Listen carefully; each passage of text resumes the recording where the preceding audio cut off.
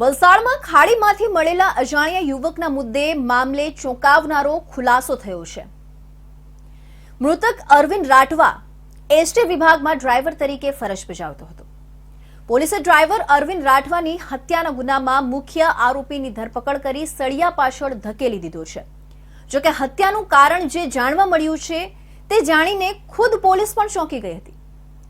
ત્યારે કોણ છે હત્યાના આરોપી અને કેમ કરવામાં આવી હતી એક ડ્રાઈવરની હત્યા, જોઈએ આ અહેવાલમાં। વલસાડ જિલ્લાના પારડી નજીક પલસાણા ગામની ખાડીમાંથી એક અજાણ્યા યુવકનો મૃતદેહ મળી આવ્યો હતો।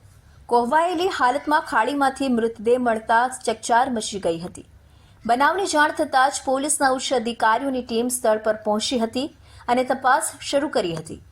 પોલીસની પ્રાથમિક તપાસમાં મૃતક વાપીના કબ્રસ્તાન રોડ પર રહેતો અને ડ્રાઈવર તરીકે નોકરી કરતો અરવિંદ રાઠવા હોવાનું બહાર આવ્યું હતું। આમ ડ્રાઈવર અરવિંદ રાઠવાની કોઈ અજાણ્યા શખ્સોએ હત્યા કરી અને મૃતદેહને ખાડીમાં ફેંકી દેવામાં આવ્યો હતો। આથી પોલીસે આ મામલે તપાસ હાથ ધરી હતી અને ગણતરીના સમયમાં જ પોલીસને સફળતા મળી હતી। મૃતક અરવિંદ રાઠવાની હત્યાના ગુનામાં પોલીસે રાજુ ઠાકોર નામના એક આરોપીની ધરપકડ કરી હતી, જે મૃતક અરવિંદ રાઠવાનો પાડોશી જ હતો।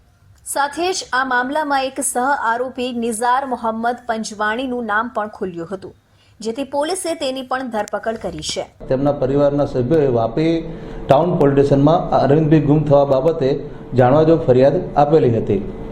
આ જાણવાજોગની તપાસ દરમિયાન આ અરવિંદભાઈનું એમના જ વાપી ટાઉનમાં રહેતા પાડોશીએ ખૂન કરી અને એમની લાશ પારડીના પોણિયા વિસ્તારમાં ગંગા નદીમાં ફેંકી દીધેલી હકીકત મળતા પોલીસ સ્થળ ઉપરથી આ અરવિંદભાઈની લાશ શોધી કાઢેલ હતી અને તેને પોસ્ટમોર્ટમ માટે સિવિલ હોસ્પિટલમાં મોકલી આપેલ છે। પોલીસ તપાસમાં બહાર આવ્યું હતું કે મૃતક અરવિંદ રાઠવા વાપી એસટી વિભાગમાં ડ્રાઈવર તરીકે ફરજ બજાવતો હતો। આરોપી રાજુ ઠાકોર અને મૃતક અરવિંદ રાઠોડ બંને પાડોશીઓ હતા। મૃતક અરવિંદને રાજુ ઠાકોરની પત્ની શીતલ સાથે આંખ મળી ગઈ અને બંને વચ્ચે અનૈતિક પ્રેમ સંબંધો બંધાયા હતા, જેની જાણ આરોપી રાજુ ઠાકોરને થઈ ગઈ હતી। આથી આવેશમાં આવી અને પોતાની પત્ની શીતલના પ્રેમી અરવિંદ રાઠવાનો કાંટો કાઢવા કાવતરું રચ્યું, જેમાં નિઝાર મોહમ્મદ પંજવાણી નામના અન્ય એક વ્યક્તિએ પણ તેમાં મદદ કરી બંનેએ અરવિંદની હત્યા કરી અને મૃતદેહને રિક્ષામાં લઈ પલસાણાની ખાડીમાં ફેંકી દીધો હતો। જોકે આખરે બંનેનું પાપ છાપરે ચડીને પોકાર્યું અને મૃતક અરવિંદનો મૃતદેહ મળતા જ પોલીસને ગણતરીના સમયમાં જ સફળતા મળી હતી।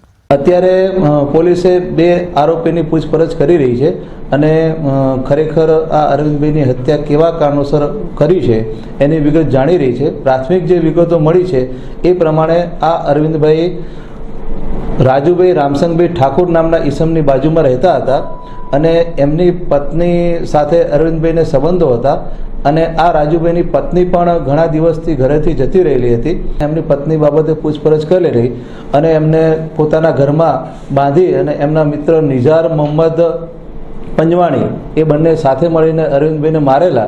આમ ખાડીમાંથી મળેલા મૃતદેહને મામલે પોલીસે તપાસ કરતા હત્યાની ચોંકાવનારી હકીકત બહાર આવી હતી। કંડક્ટર અરવિંદ રાઠવાની હત્યાના મામલામાં પણ પતિ પત્ની અને વોની કહાની સામે આવી હતી। આમ ફરી એક વખત અનૈતિક પ્રેમ સંબંધનું લોહિયાળ પરિણામ આવ્યું છે।